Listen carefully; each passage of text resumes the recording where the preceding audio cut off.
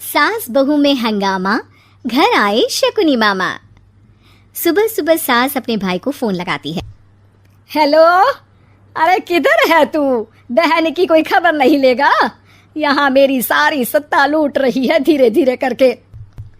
अरे क्या हुआ दीदी, सुबह सुबह ये रुदाली क्यों शुरू कर दी? ऐसा क्या पहाड़ा टूटा है? अरे तेरे धर्मराज ससुर ने तिजोरी की चाबी बहू को दे दी है। पैसों का हिसाब भी उसी के पास रहता है। सिर्फ तिजोरी की ही नहीं, बेटे की चाबी भी उसी के पास है। अब उसी की बात सुनता है। अरे जल्दी से आ जाना, वरना तेरी बहन कंगाल हो जाएगी भाई। अरे बहन श्री, रहो टेंशन फ्री, आ रहा हूँ मैं तेरी बहू का पासा पलटने। अगले ही दिन मामा घर में आ टपकते हैं। अरे मामा जी, पाए लागू। बहू, पाँव छूके पैरों के नीचे की जमीन खींचना तो कोई तुमसे सीखे। हाँ, क्या मतलब मामा जी? अरे तुमने अपनी सास के पाँव छुए और पूरे घर की सत्ता हड़प ली। साले हैं? साहब, साले साहब कब आए आप? आ तो 40 साल पहले गया था। तुम्हारा दिमाग कुछ ज्यादा ही चलता है और जुबान भी।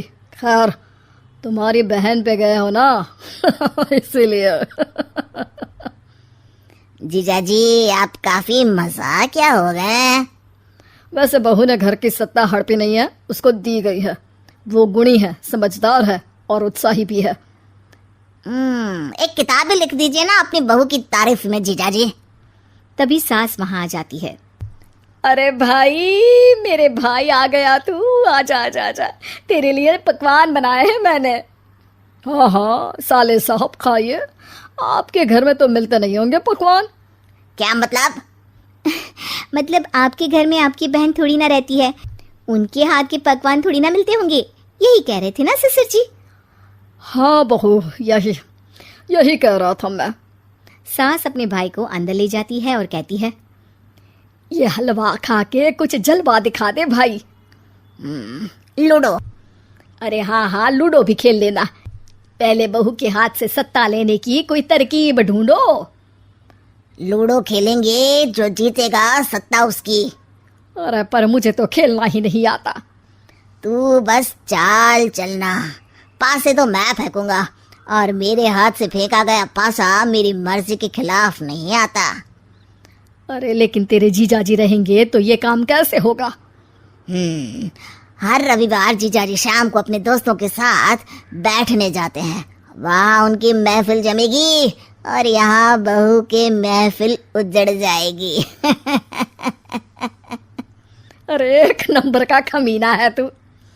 जैसी दुनिया वैसे हम बहना।